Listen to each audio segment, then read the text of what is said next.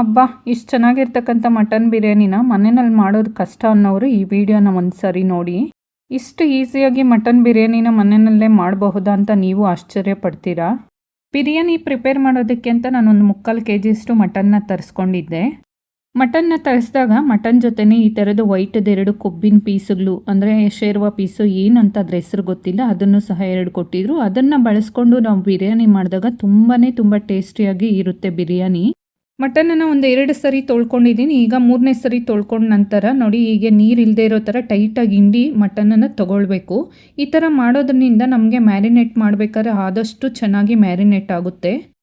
ಕೆಲವೊಂದು ಸಾರಿ ನಮಗೆ ಬಿರಿಯಾನಿ ಮಾಡಬೇಕಾದ್ರೆ ಟೈಮ್ ಇರುತ್ತೆ, ಕೆಲವೊಂದು ಟೈಮು ಊಟದ ಸಮಯ ಆಗಿರುತ್ತೆ. ಆ ಟೈಮಲ್ಲಿ ನಾವು ಮ್ಯಾರಿನೇಟ್ ಮಾಡೋದಕ್ಕಿಂತ ಮನೆಯಲ್ಲೇ ಪ್ರಿಪೇರ್ ಮಾಡಿ ಮಾಡುವಷ್ಟರಲ್ಲಿ ಟೈಮ್ ಆಗುತ್ತೆ ಅಂತ ನಾನಿವತ್ತು ರೆಡಿಮೇಡ್ ಪೌಡರ್ನೇ ಬಳಸ್ಕೊಂಡು ಮ್ಯಾರಿನೇಟ್ ಮಾಡ್ತಿದ್ದೀನಿ. ನಾವು ಯಾವುದರಲ್ಲಿಂದಾದರೂ ಅಥವಾ ರೆಡಿಮೇಡ್ ಪೌಡರು ಅಥವಾ ಮನೆಯಲ್ಲೇ ಪ್ರಿಪೇರ್ ಮಾಡಿದ್ರೂ ಸಹ ಚೆನ್ನಾಗಿ ಮ್ಯಾರಿನೇಟ್ ಆಗಬೇಕು ಅಂತಂದರೆ ನಾವು ಮಟನ್ನ ಆದಷ್ಟು ನೀರಿಲ್ಲದೆ ಇರೋ ಥರ ಚೆನ್ನಾಗಿ ಟೈಟಾಗಿ ಹಿಂಡಿ ಮಾಡ್ಕೊಳ್ಬೇಕು.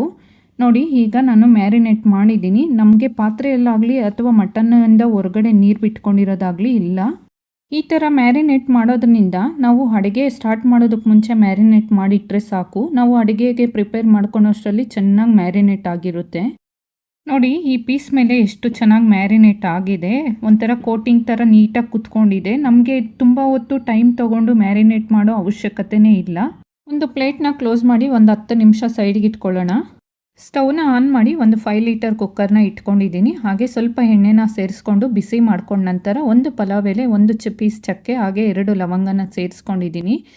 ಪಲಾವ್ ಎಲೆ, ಚಕ್ಕೆ, ಲವಂಗ ಎಲ್ಲ ಚೆನ್ನಾಗಿ ಎಣ್ಣೆನಲ್ಲಿ ಫ್ರೈ ಆಗಿದೆ. ಈಗ ಶುಂಠಿ ಬೆಳ್ಳುಳ್ಳಿ ಪೇಸ್ಟನ್ನು ಸೇರಿಸ್ಕೊಳ್ತಾ ಇದ್ದೀನಿ. ಶುಂಠಿ ಬೆಳ್ಳುಳ್ಳಿ ಪೇಸ್ಟನ್ನು ಸೇರಿಸಿದ ನಂತರ ಹಸಿ ವಾಸನೆ ಹೋಗೋ ತನಕ ಚೆನ್ನಾಗಿ ಫ್ರೈ ಮಾಡ್ಕೊಳ್ಬೇಕು. ನಂತರ ಈರುಳ್ಳಿನ ಸೇರಿಸ್ಕೊಳ್ತಾ ಇದ್ದೀನಿ. ಈರುಳ್ಳಿನ ಸೇರಿಸ್ಕೊಂಡ ನಂತರ ಚೆನ್ನಾಗಿ ಫ್ರೈ ಮಾಡ್ಕೊಳ್ಬೇಕು. ಈರುಳ್ಳಿ ಈಗ ಚೆನ್ನಾಗಿ ಫ್ರೈ ಆಗಿದೆ. ಒಂದು ಟೊಮೆಟೊನ ಸಣ್ಣದಾಗಿ ಹಚ್ಚಿಟ್ಕೊಂಡಿದ್ದೆ, ಅದನ್ನು ಸಹ ಈಗ ಸೇರಿಸ್ಕೊಳ್ತಾ ಇದ್ದೀನಿ. ಟೊಮೆಟೊನ ಆಯಿಲಲ್ಲಿ ಚೆನ್ನಾಗಿ ಫ್ರೈ ಮಾಡಿಕೊಂಡಾಗ ಫ್ರೈ ಆದ ನಂತರ ನೋಡಿ, ಹೀಗೆ ಸಾಫ್ಟಾಗಿ ನಾವು ಫ್ರೈ ಮಾಡ್ಕೊಳ್ಬೇಕು. ಟೊಮೆಟೊ ಚೆನ್ನಾಗಿ ಬೆಂದ ನಂತರ ಪುದೀನ ಪೇಸ್ಟನ್ನು ಸೇರಿಸ್ಕೊಂಡು ಪುದೀನದಲ್ಲಿರ್ತಕ್ಕಂಥ ಹಸಿ ವಾಸನೆ ಹೋಗೋ ತನಕ ಚೆನ್ನಾಗಿ ಫ್ರೈ ಮಾಡ್ಕೊಂಡಿದ್ದೀನಿ. ಈಗ ನಾವು ಮಾಡಿಟ್ಕೊಂಡಿರ್ತಕ್ಕಂಥ ಫ್ರೈ ಎಲ್ಲನೂ ಹೊರಗಡೆ ಚೆನ್ನಾಗಿ ಎಣ್ಣೆ ಬಿಟ್ಕೊಂಡಿದೆ. ಈಗ ಮೊದಲೇ ಮ್ಯಾರಿನೇಟ್ ಮಾಡಿಟ್ಕೊಂಡಿರ್ತಕ್ಕಂಥ ಮಟನನ್ನು ಸೇರಿಸ್ಕೊಳ್ತಾ ಇದ್ದೀನಿ. ಮಟನನ್ನು ಸೇರಿಸ್ಕೊಂಡ ನಂತರ ಆಯಿಲಲ್ಲಿ ಚೆನ್ನಾಗಿ ಮಿಕ್ಸ್ ಮಾಡ್ಕೊಳ್ಬೇಕು. ಈ ಥರ ಚೆನ್ನಾಗಿ ಮಿಕ್ಸ್ ಆದ ನಂತರ ಒಂದು 2ರಿಂದ 3 ನಿಮಿಷ ಲೋ ಫ್ಲೇಮಲ್ಲಿ ಫ್ರೈ ಮಾಡ್ಕೊಳ್ಬೇಕು. 2ರಿಂದ 3 ನಿಮಿಷ ಮಟನ್ ಚೆನ್ನಾಗಿ ಫ್ರೈ ಆಗಿದೆ.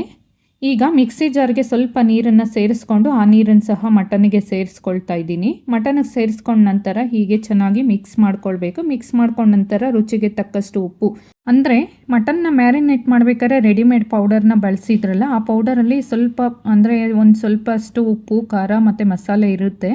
ಮತ್ತು ನಾವು ನಮ್ಮನೆಗೆ ಟೇಸ್ಟಿಗೆ ತಕ್ಕಂತೆ ಉಪ್ಪು ಖಾರನ ಸೇರಿಸ್ಕೊಳ್ಬೇಕಾಗುತ್ತೆ.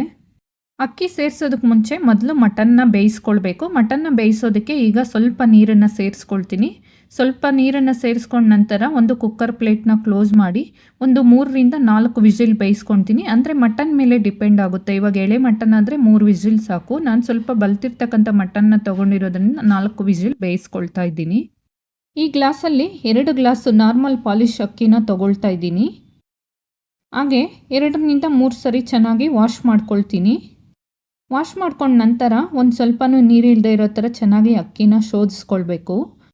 ಕುಕ್ಕರ್ 4 ವಿಸಿಲ್ ಬಂದು ಪ್ರೆಷರ್ ಎಲ್ಲ ಹೊರಗಡೆ ಹೋಗಿದೆ. ಕುಕ್ಕರ್ ಪ್ಲೇಟ್ನ ಓಪನ್ ಮಾಡ್ಕೊಳ್ತಾ ಇದ್ದೀನಿ. ಈಗ ನೋಡಬಹುದು ಮಟನ್ ಎಲ್ಲ ಕರೆಕ್ಟಾಗಿ ಬೆಂದಿದೆ, ಅಂದರೆ ಪೂರ್ತಿಯಾಗಿ ಬೇಯಿಸ್ಕೊಂಡಿಲ್ಲ, ಒಂದು 80%ನಷ್ಟು ಬೇಯಿಸ್ಕೊಂಡಿದ್ದೀನಿ. ಹಾಗೆ ಮಟನ್ ಬೆಂದ ನಂತರ ಮಟನ್ನಲ್ಲಿರ್ತಕ್ಕಂಥ ಸ್ವಲ್ಪ ಎಣ್ಣೆ ಎಲ್ಲ ಹೊರಗಡೆ ಬಿಟ್ಕೊಂಡಿದೆ. ಈಗ ಮೊದಲೇ ನೆನೆಸಿಟ್ಕೊಂಡಿರ್ತಕ್ಕಂಥ ಅಕ್ಕಿನ ಸೇರಿಸ್ಕೊಂಡು ಹೀಗೆ ಚೆನ್ನಾಗಿ ಮಿಕ್ಸ್ ಮಾಡ್ಕೊಳ್ಬೇಕು. ಅಕ್ಕಿ ಮತ್ತು ಮಟನ್ನು ಮಸಾಲೆ ಎಲ್ಲ ಚೆನ್ನಾಗಿ ಮಿಕ್ಸ್ ಮಾಡ್ಕೊಂಡ ನಂತರ ನಮಗೆ ಬೇಯಿಸ್ಕೊಳ್ಳೋದಕ್ಕೆ ಎಷ್ಟು ನೀರು ಅವಶ್ಯಕತೆ ಇದೆಯೋ ಅಷ್ಟು ನೀರನ್ನು ಸೇರಿಸ್ಕೊಂಡು ಚೆನ್ನಾಗಿ ಮಿಕ್ಸ್ ಮಾಡಿ ಕುಕ್ಕರ್ ಪ್ಲೇಟ್ನ ಕ್ಲೋಸ್ ಮಾಡಿ ಒಂದು 2 ವಿಸಿಲ್ ಬೇಯಿಸ್ಕೊಳ್ಬೇಕು. ಬಿರಿಯಾನಿ ಹೋಟೆಲ್ ಸ್ಟೈಲಲ್ಲಿ ಸ್ವಲ್ಪ ರುಚಿಯಾಗಿ ಬರಬೇಕಂದ್ರೆ ನೋಡಿ, ಈ ಪೀಸ್ಗಳು ತುಂಬಾ ಟೇಸ್ಟ್ ಕೊಡುತ್ತೆ. ಅದಕ್ಕೆ ಹೇಳಿದ್ದು ನಾನು ಸ್ಟಾರ್ಟಿಂಗಲ್ಲಿ ಈ ವೈಟ್ ಪೀಸ್ಗಳು 1-2ನ ಸೇರಿಸ್ಕೊಳ್ತಾ ಇದ್ದೀನಿ ಬಿರಿಯಾನಿಗೆ ಅಂತ. ಈಗ ಕುಕ್ಕರ್ ಪ್ಲೇಟ್ನ ಕ್ಲೋಸ್ ಮಾಡಿ ಒಂದು 2ರಿಂದ 3 ವಿಸಿಲ್ ಬೇಯಿಸ್ಕೊಂಡ್ರೆ ಸಾಕು. ಬಿಸಿ ಬಿಸಿಯಾದ ಬಿರಿಯಾನಿ ಪ್ರಿಪೇರ್ ಆಯಿತು. ಕುಕ್ಕರ್ ಪ್ಲೇಟ್ನ ಓಪನ್ ಮಾಡಿದ ನಂತರ ಹೀಗೆ ಚೆನ್ನಾಗಿ ಮಿಕ್ಸ್ ಮಾಡ್ಕೊಳ್ಬೇಕು. ರೈಸು, ಮಸಾಲೆ ಮತ್ತು ಮಟನ್ ಪೀಸ್ಗಳನ್ನೆಲ್ಲ ಚೆನ್ನಾಗಿ ಮಿಕ್ಸ್ ಮಾಡ್ಕೊಂಡ ನಂತರ ಮತ್ತೆ ಒಂದು 10 ನಿಮಿಷ ಕುಕ್ಕರ್ ಪ್ಲೇಟ್ನ ಕ್ಲೋಸ್ ಮಾಡಿ ನಂತರ ಊಟಕ್ಕೆ ಬಡಿಸ್ಕೊಳ್ಬೇಕು. ಈಗ ನೋಡಬಹುದು ಮಟನ್ನು ಪೀಸು ಮತ್ತು ರೈಸ್ ಎಲ್ಲ ಚೆನ್ನಾಗಿ ಬೆಂದಿದೆ. ಬಿಸಿ ಬಿಸಿಯಾದ ಬಿರಿಯಾನಿ ರೆಡಿ ಆಗಿದೆ. ನಾನು ಮಾಡಿರ್ತಕ್ಕಂಥ ವಿಡಿಯೋ ಇಷ್ಟ ಆಗಿದ್ದರೆ ಪ್ಲೀಸ್ ಲೈಕ್ ಮಾಡಿ, ಶೇರ್ ಮಾಡಿ, ಹಾಗೆ ಕಮೆಂಟ್ ಮಾಡೋದನ್ನು ಮರಿಬೇಡಿ, ಹಾಗೆ ಸಬ್ಸ್ಕ್ರೈಬ್ ಮಾಡೋದನ್ನು ಮರಿಬೇಡಿ. ನೆಕ್ಸ್ಟ್ ವಿಡಿಯೋ ಜೊತೆ ಸಿಗ್ತೀನಿ. Love you all. Bye friends.